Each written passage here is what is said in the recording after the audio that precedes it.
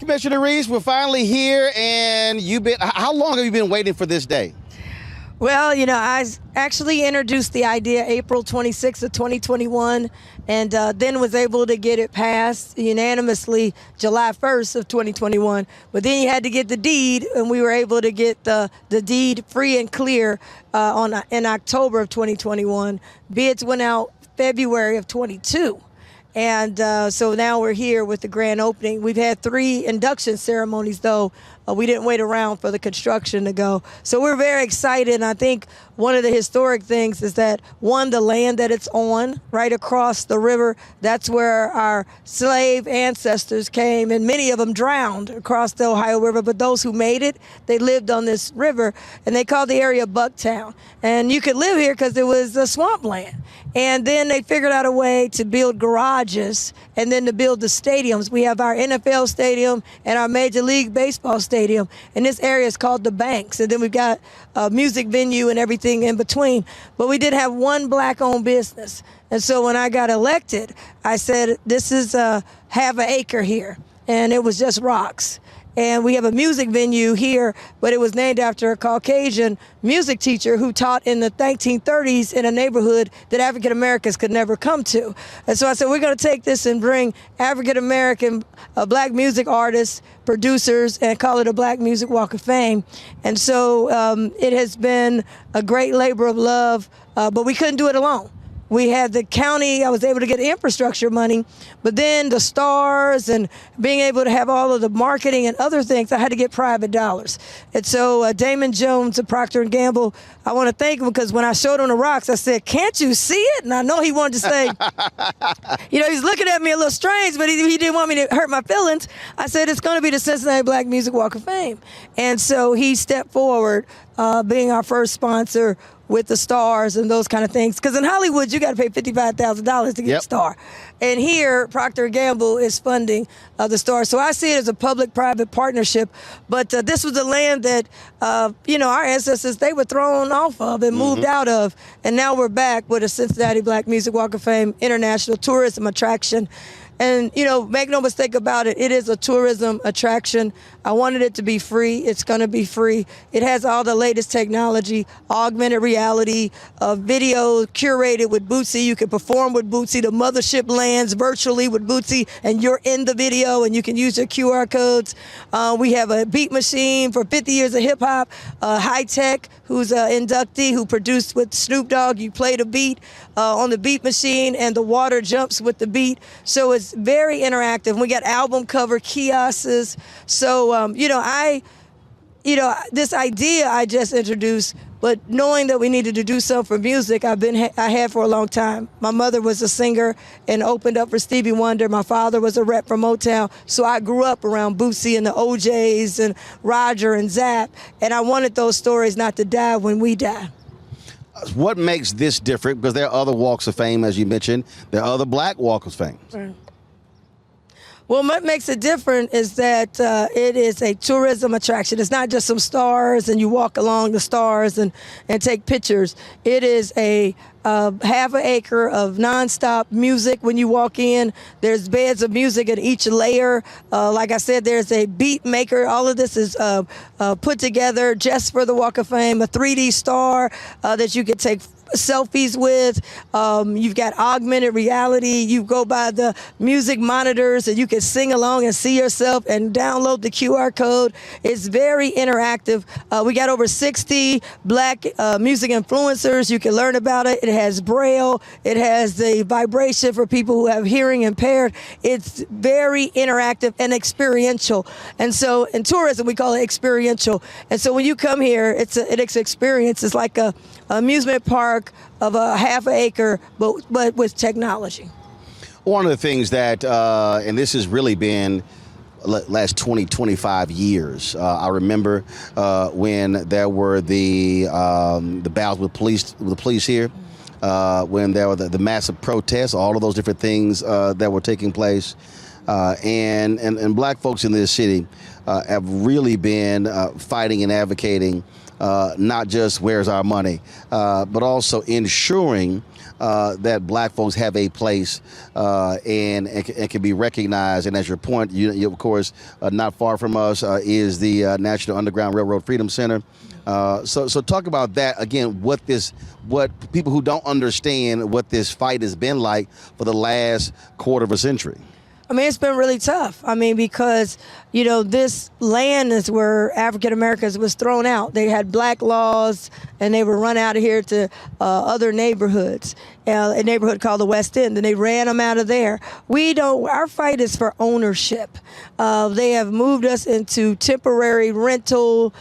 We are not allowed to own our idea. We're not allowed to own the culture. One of the big things for this project is for me to be a black woman and be the creator, founder, and developer of it.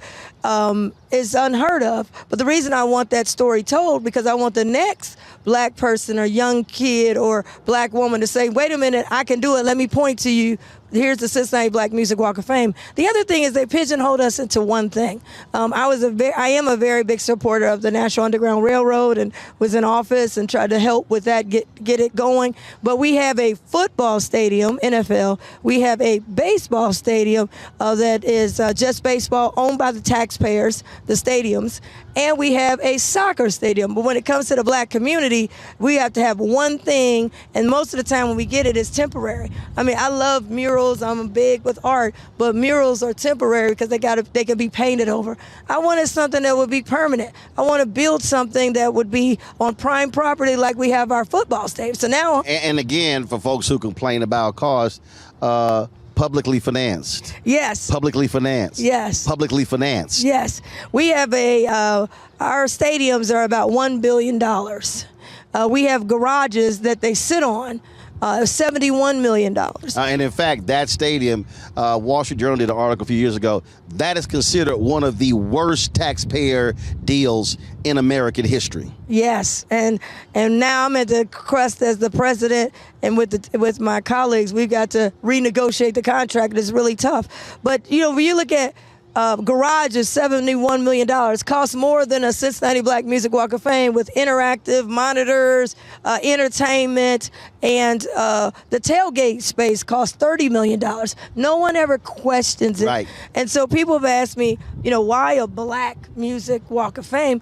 I said, well, number one, why not? But number two, that's the missing link. And we collect taxes from diverse people. But for 150 years in county government here, people that look like me never got a return on the investment.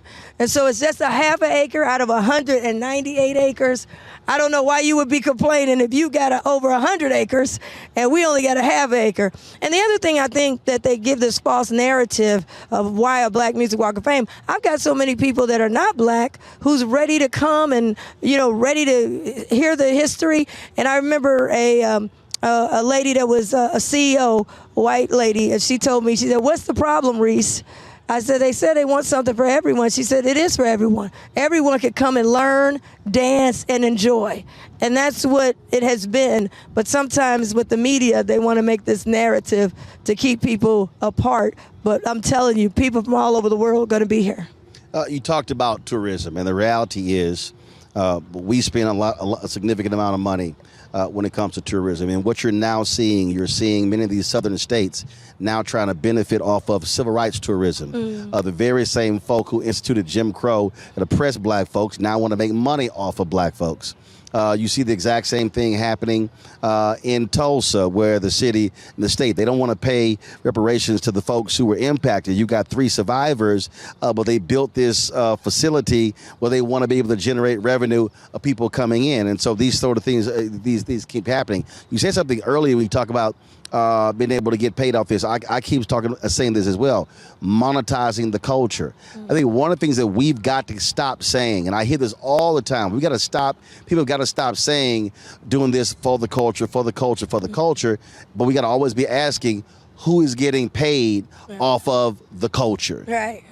Yeah, I think one of the things too is being able to own the idea, being able to shape the idea.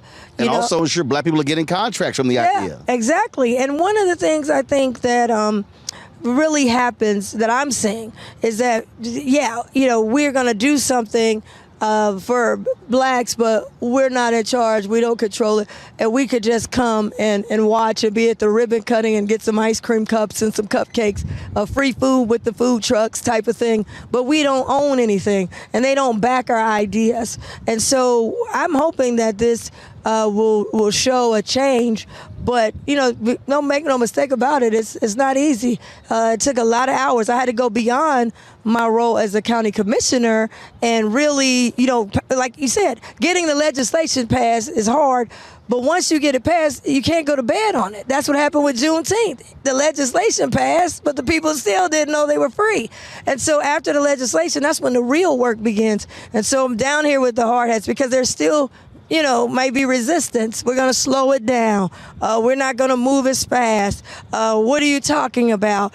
But once everybody kind of got on board, I'm down here every day. I'm looking at it. I'm making sure I'm telling people about it. And so I'm very excited about what we've been able to do. But it's been over, like you said, great odds that we were able to do this. So I think this is what makes it kind of different and unique is that it's where it's positioned.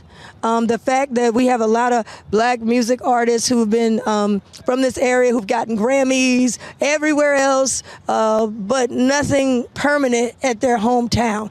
And now they got something permanent. They can bring people hometown down. or home state. I mean, there are a lot of top acts. That's right. That'll come out of this state, especially bands. Yes. And a lot of them are in here. You got, Zab and Roger, Ohio players who are going to be performing live for the induction ceremony. Penny Ford, who travels and performs all overseas with I Got the Power. There's so many people that came out of here. L.A. Reid, who went on to become a big-time executive in the music business, came from Republic School System right here. Of course, Bootsy Collins and so many more. OJs. So, the OJs from Heat Wave, yes. And a lot of people didn't know, Heat Wave right here up the street at Dayton, Ohio. John Legend, a lot of people say, he's from here? Yes, he's from Ohio. So Brothers Johnson?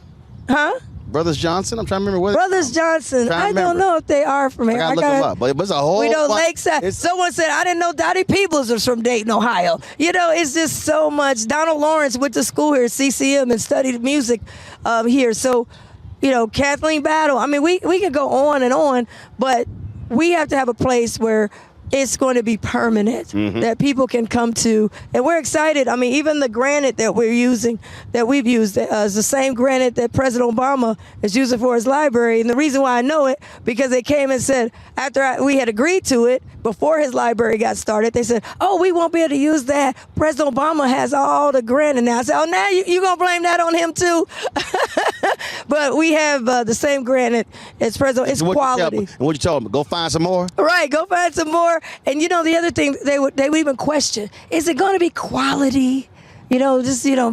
Black music and black person putting it. Is it going to be quality? It is super duper quality. And we have diverse people working on this project. We created 155 jobs.